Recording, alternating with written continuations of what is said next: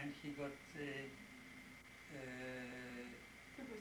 no, it was trench fever. And in that time, I got first trench fever.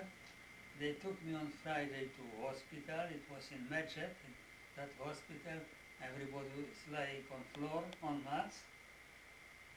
And on Sunday morning they came and they couldn't find me because I was so lucky that they transferred me to a Russian evacuating hospital from Ukraine, from Kiev. And that's what saved me most likely. Because I don't know what has happened. I find out when I came back from hospital. It was time that when I got there, I was over 140 degree temperature. And that time, a nurse who was there on every hall, they were putting only one who was with high temperature. And she was sitting all time, all night, never go nowhere, just watching us. It was one or two of us only, not very small.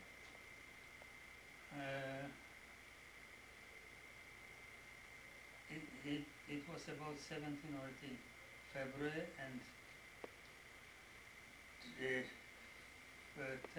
14 of March, I came back from hospital.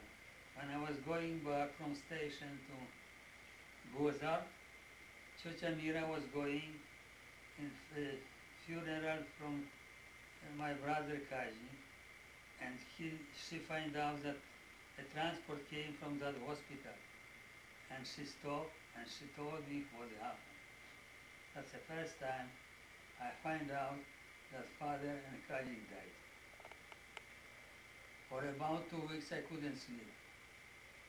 We were staying in shade when was straw on everything, and everybody was sleeping around me. I couldn't sleep. And after, we can hardly walk, but still it was some exercise. And there were marshals that they prepare us to get to station when we need, because it was planned to get us from Russia. And after they transferred us to different place in Uzbekistan, which was called Dead Valley, Kermine.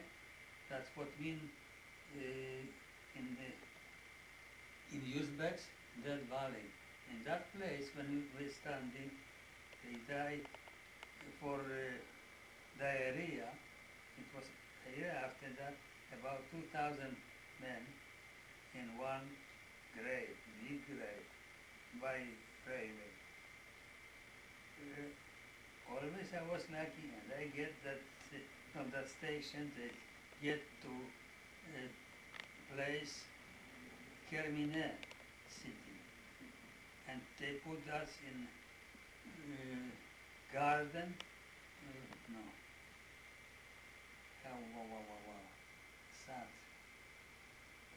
No, three garden, and we were studying then in tents. It was so bad that some people was staying there and wasn't going far from latrine because they haven't got time after to run. It was so bad. And I think that's about 25th of September, they evacuate us to Persia at that time.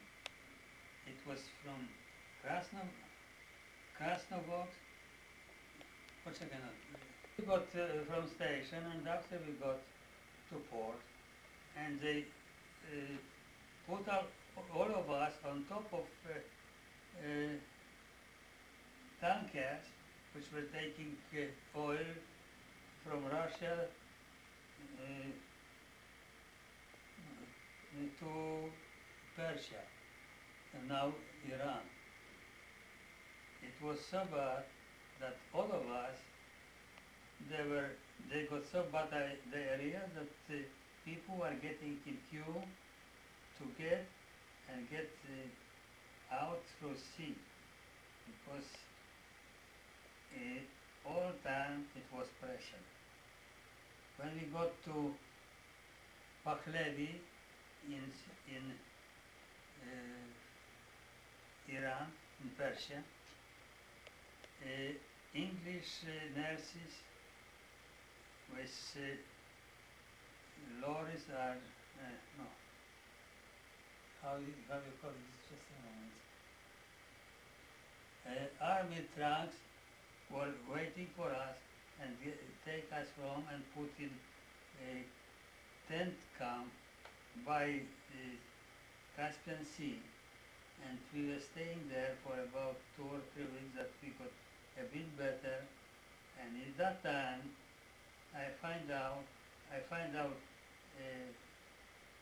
my brother Jurek, who was in UNAX, because they took him,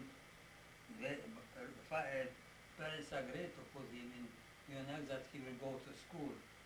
And there he got, Yeah. That's not, That's not the Hitler Younger. you know, it was children who was going to school, and that the army was getting the school. For that reason they called it UNAT. And when I was there, they brought him. He was hardly can walk. He was bones and skin. He couldn't move his arms.